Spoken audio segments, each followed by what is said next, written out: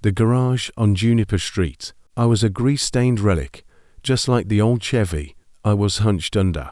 My back ached, my hands perpetually smelled of oil, and my days blurred into a monotonous cycle of busted engines and frayed tempers. My name is Marcus Daniels, and my garage on the wrong side of town was my kingdom, a perpetually grimy one. It was a Tuesday afternoon when I heard the sharp shriek of a car coming to a sputtering halt right outside my garage door. A guttural groan followed, and a crisp, high-heeled voice called out, "Hello, is anyone here?" Wiping my greasy hands on my equally greasy overalls, I slid out from under the car to find a sight that felt completely out of place. She stood there, a young woman in designer clothes and impossibly high stilettos, her whole demeanor screaming lost tourist. She pointed a manicured finger at her gleaming black luxury sedan. "This thing," she said, wrinkling her nose, "it doesn't belong here. And frankly, neither do you." My voice was neutral as I assessed her. Her polished appearance was in sharp contrast to the broken-down vehicle, a dichotomy I couldn't help but find amusing. "Pop the hood," I said, and she hesitated, glancing at her phone as if she had somewhere much better to be. "Can you fix it quickly?" "I'm in a hurry," she pressed. "First, let me see what I'm working with," I replied, already grabbing my tools. A quick inspection revealed the obvious: she knew nothing about cars. The radiator was nearly bone dry and a few hoses were loose. "It can be fixed," I said. My voice clipped. "But it'll take a couple of hours," she groaned, pacing on those ridiculous heels. Her impatience was a tangible presence, but I focused on the work. By the time I was finished, the sun was sinking low, painting the sky in fiery hues. She was leaning against the wall, scrolling through her phone. "All done," I said, standing up and wiping my hands. Her relief was visible. "Thank goodness. How much do I owe you?" I gave her a modest number, what I'd charge for a job like this. She blinked, then rummaged in her designer bag, pulling out a thick wad of cash. "Keep the change," she said curtly, pushing far more than I had asked for into my hand. "Consider it a tip." I started to protest, but she was already getting in her car. The roar of her engine echoed in the evening air as she sped away, leaving me to stare after her in disbelief. I didn't think much of it until a knock came at my door later that night. It was a man in a crisp suit, holding a large envelope. "Mr. Daniels, my name is Ethan. I'm here on behalf of Miss Evelyn Carter." The name didn't ring a bell until he added, "The woman whose car you fixed earlier today." I felt a pang of apprehension. Is something wrong with the repair? Everything should be running smoothly now. "It's not about the repair," he interrupted, his tone unreadable. "Miss Carter likes to say thank you personally. It's a little quirk of hers." I took the envelope, my gut twisting. This didn't feel like a simple thank you. "Can I come in?" the lawyer asked. I stepped aside, letting him into my small, run-down living room. He looked around, his gaze lingering on the peeling wallpaper and the cracked leather couch. "She instructed me to deliver this personally," he said, handing me the check. "She believes in rewarding those who go above and beyond." I opened the check, my eyes widening at the number, $50,000. My mind raced. This was more money than I had ever seen in my life. It could pay my debts, fix up the shop, maybe even let me dream a little bigger.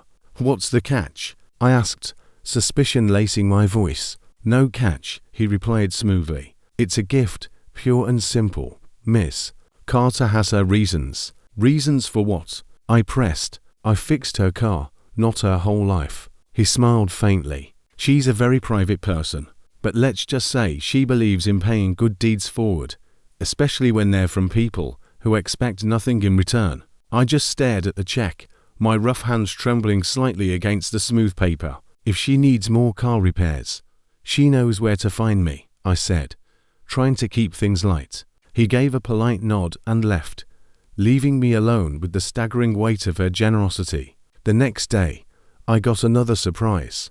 A sleek black SUV pulled up, and out stepped Evelyn Carter herself. She wasn't wearing the frazzled look from the day before. Now, she was all confidence, a radiating presence. "I didn't expect to see you again so soon," I said, wiping my hands on a rag. "Call me Evelyn," she said with a tired smile. "I wanted to thank you in person, not just with a lawyer." I told him it wasn't necessary. I lied, trying to keep my nerves from showing.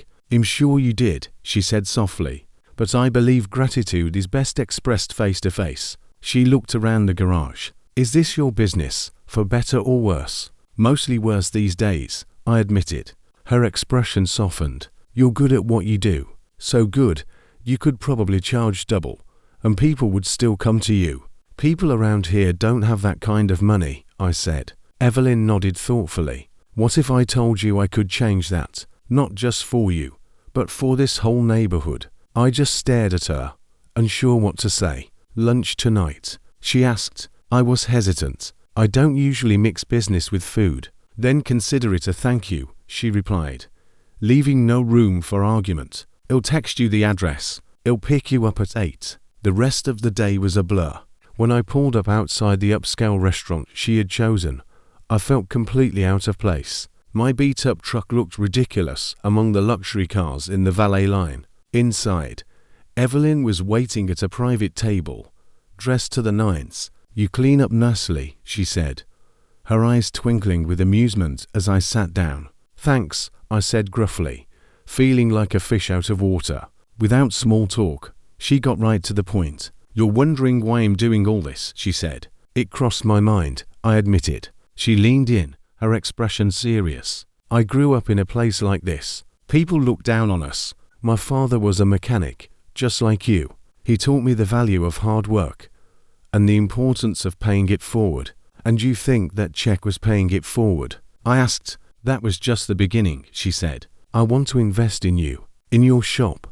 Together, we could build something bigger, something that helps this entire community." "I'm not sure I deserve an investment," I said. "You have talent, Marcus, and more importantly, you have integrity. Those qualities are rare. I see potential not just in your work, but in what you could do for this community with the right support." "Why me?" I asked. "There are better mechanics out there, bigger shops." She took my hand, silencing me. "I didn't choose you because you're the best mechanic in the world. I chose you because you're the kind of person who would fix a stranger's car without trying to fleece them out of every last dime. That's the kind of person I want to work with." I didn't know what to say. Part of me wanted to jump at the opportunity with both hands. Another part of me wondered if this was some other joke. "What's the catch?" I asked finally. Her mouth curved into a faint smile. "No catch, just hard work and a shared vision. If you're interested, well, draw up the paperwork and get started." Over the next few days, Evelyn laid out her plan. She wanted to expand my shop, bring in better equipment, and offer training programs for local kids who wanted to learn a trade. It sounded too good to be true, but the more she talked, the more I started to believe in her vision. She wasn't just throwing money at a problem, she had a clear strategy, and she wanted me to be at the heart of it.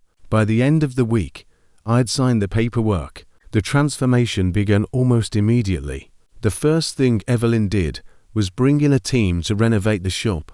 Watching them tear down the old rusted walls and replace them with sleek new panels felt like watching my life being rebuilt piece by piece. Evelyn was there every day, overseeing the project with the kind of determination that left no room for failure. "You're not just fixing cars anymore," she told me one afternoon. "You're building a legacy." Her words stuck with me. For the first time in years, I felt like I was part of something bigger than myself. But not everyone was happy about the changes. Some of the local mechanics saw me as a sellout. "You think you're better than us now?" One of them, a guy named Derek, sneered, walking into the shop one day. "I think him trying to do something different," I replied. "Yeah, with her money," he shot back, jerking a thumb toward Evelyn. I clenched my fists, but before I could respond, Evelyn walked over. "Is there a problem?" she asked, her tone as cold as ice. Derek mumbled something and left. "You don't have to fight my battles for me," I said once he was gone. "I know," she replied, "but I'm not going to stand by and let someone undermine what we're building here." As the shop began to take shape, so did my life. For the first time in years, I felt like I was moving forward, not just treading water.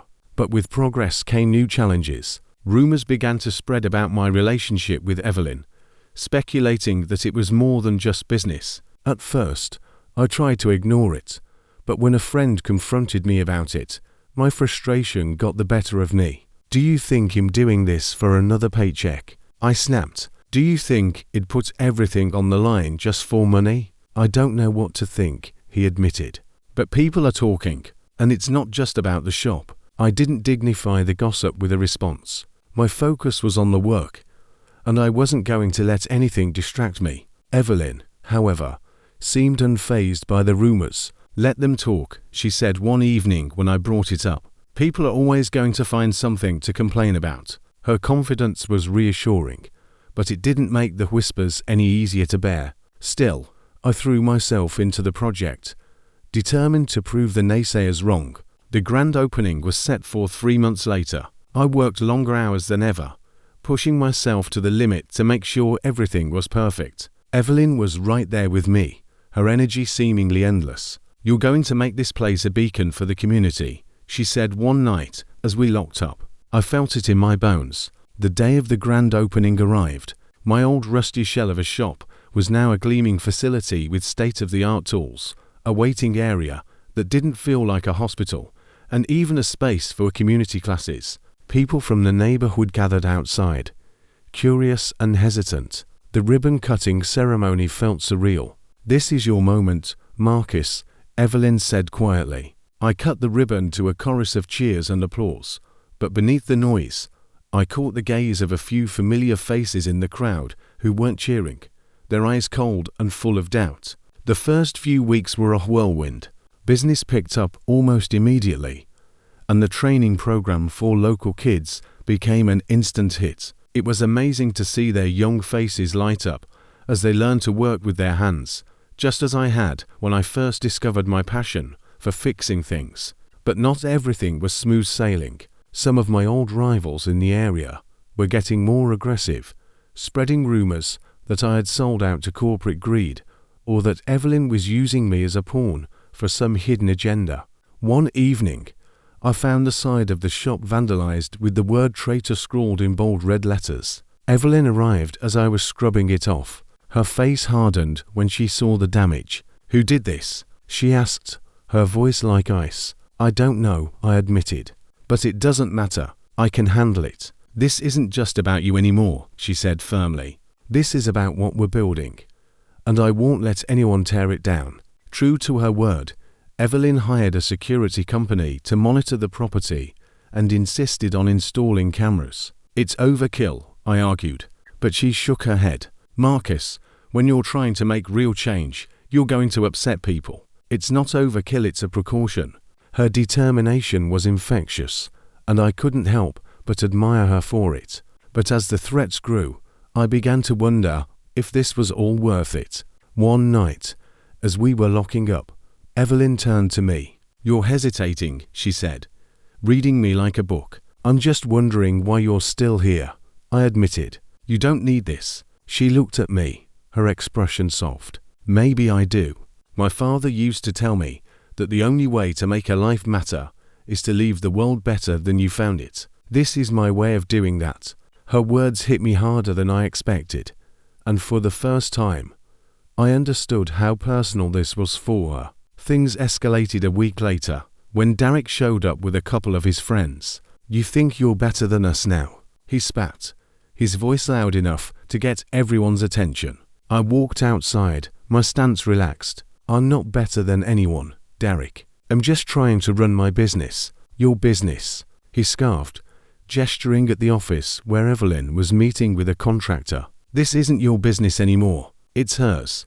"Watch your mouth," I said, my voice low. "Or what?" he sneered, stepping closer. Before I could respond, Evelyn appeared at the door. "Is there a problem?" she asked, her voice calm but commanding. Derek's bravado faltered for a moment. "Yeah, there's a problem. People around here don't like what you're doing." "People," she repeated, raising an eyebrow. "Or just you?" The tension was thick, and I stepped in front of her. "We're done here," I said firmly. "If you've got something to say, Derek, you can say it to me." Leave her out of it. Derek glared at me, but finally backed off, muttering a curse under his breath. As he and his friends walked away, Evelyn turned to me. "That's not going to be the last time someone tries to intimidate you," she said. "I can handle it," I said, not sure if I was trying to convince her or myself. "I know you can," she replied, "but you don't have to do it alone." Her words stayed with me. It wasn't just a statement about the shop, it was about everything. As the months passed, the shop became a cornerstone of the community. We held free car care clinics and helped struggling families get their cars back on the road. We gave local kids a chance to learn skills that could change their lives. Evelyn's vision was coming to life, and I was proud to be a part of it. But the more successful we became, the more the whispers and resentment grew. The tension came to a boiling point one night. I was working late, finishing a repair, when I heard the sound of breaking glass. Rushing outside, I found the shop's front window shattered and Derek standing with a crowbar in his hand. "This ends now," he growled. Adrenaline took over, and before I knew it, we were face to face. "You've been a pain in my side for too long, Derek. You and your buddies aren't going to scare me," I said, my voice steady despite the fear. Derek swung the crowbar, but I dodged just in time. The fight that followed was a blur of grappling and struggling until the sound of sirens pierced the air. The police arrived just in time to break up the fight. Derek was arrested, and I was left with a bruise and a deep sense of exhaustion. Evelyn showed up at the station to pick me up. "This has to stop," she said, a look of concern in her eyes. "I promise you, we'll get Derek out of the picture. He won't be bothering us anymore." But even as I said the words, I couldn't shake the feeling that this was far from over. With Derek gone, things started to settle down, at least on the surface. The shop flourished, the kids thrived in their training, and the community began to rally around us. But I couldn't ignore the lingering sense of unease. I had learned the hard way that success came with a price, and I couldn't shake the fear that another storm was just on the horizon. Evelyn, however, remained optimistic. She poured herself into her plan with a fierce dedication, her passion reigniting my own. One day, as we stood in the shop watching the kids work, she turned to me. "This is what it's all about, Marcus. Giving people hope, a chance to build something better."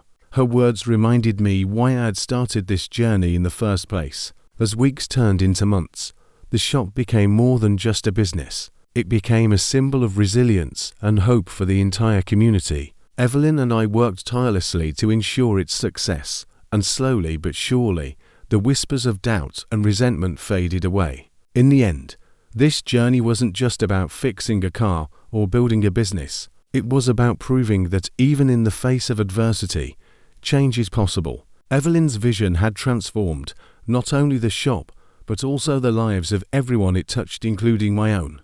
Looking back at the community we built together, I understood that the struggle had been worth it. For the first time in my life, I felt like I was exactly where I was meant to be.